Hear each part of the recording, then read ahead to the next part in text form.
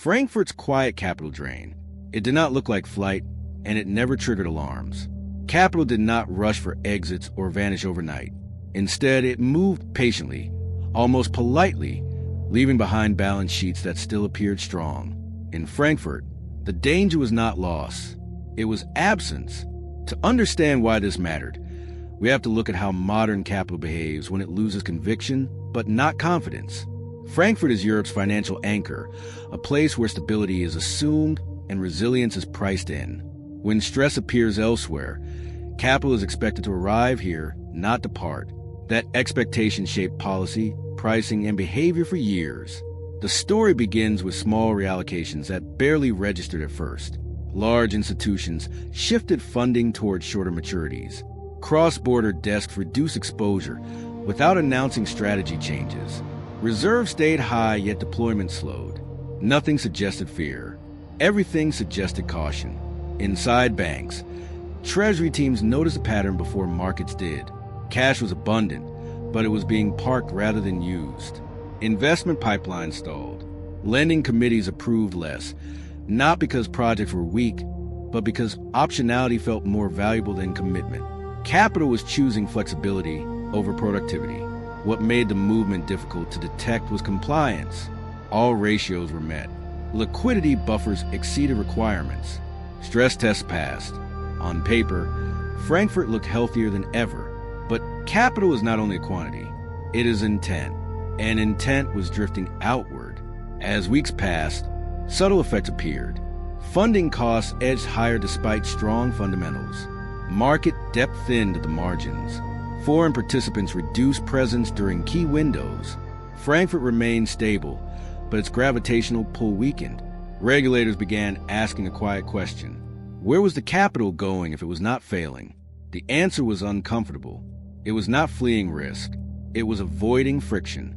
New rules, layered safeguards, and uncertainty about interaction were nudging capital toward places where movement felt easier, even if fundamentals were weaker. Frankfurt was discovering a modern paradox.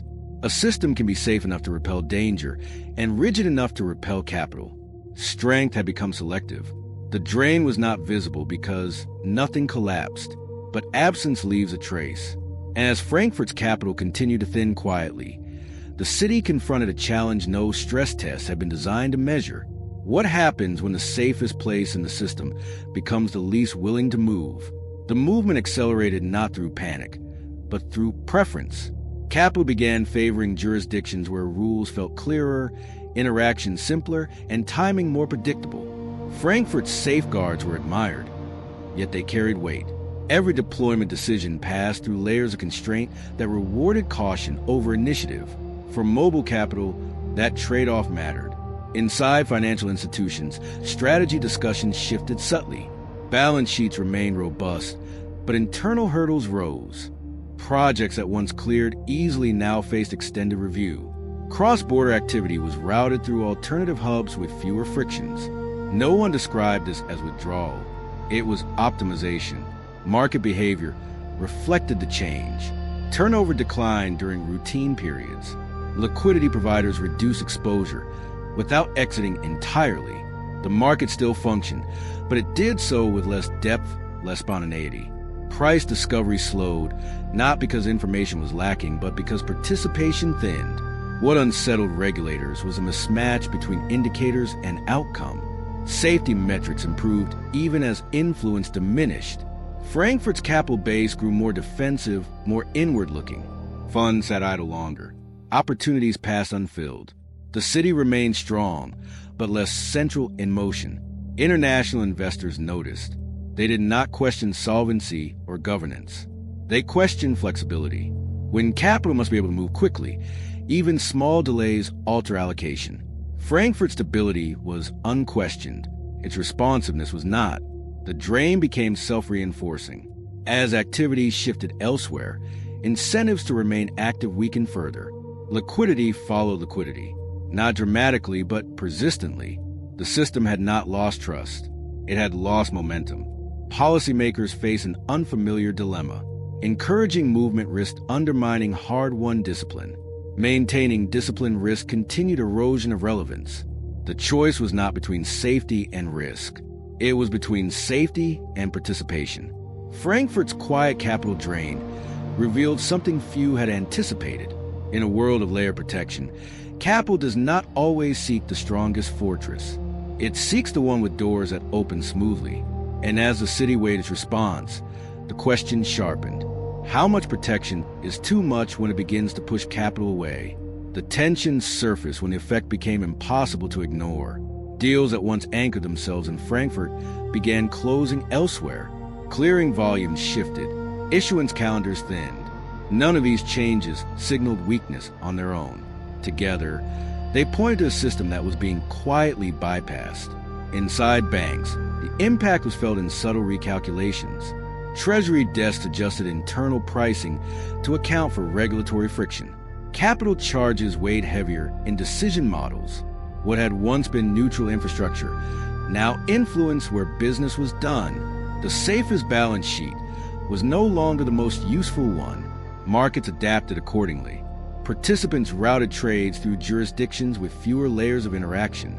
Liquidity fragmented across hubs rather than concentrating.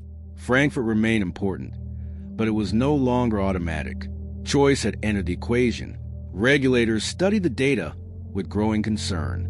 Capital was not leaving because it was unsafe to stay. It was leaving because it was easier to move elsewhere. The drain exposed a blind spot in post-crisis design. Stability metrics did not capture usability. Protection did not guarantee participation. The risk was not collapse. It was hollowing. A financial center can remain solvent, compliant, and respected while gradually losing its role as a place where decisions happen. That loss is difficult to reverse once behavior adjusts. Discussions turned inward.